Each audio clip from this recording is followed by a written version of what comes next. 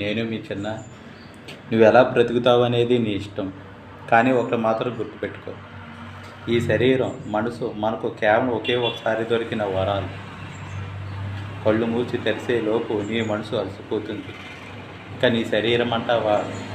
ఒక సమయం తర్వాత ఈ శరీరాన్ని తిరిగి చూసేవారు ఎవరూ ఉండరు. కనీసం మనకి దగ్గర అవ్వాలని అనుకునేవారు కూడా ఉండరు.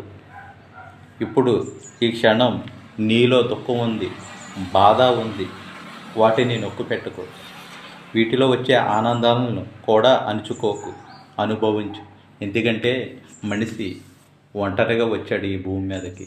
అదేవిధంగా ఒంటరిగానే ఈ భూమిలో కలిసిపోతాడు. ఇక్కడ ఏది పర్మనెంట్ కాదు. ఓకేనా? అది గుర్తుపెట్టుకో.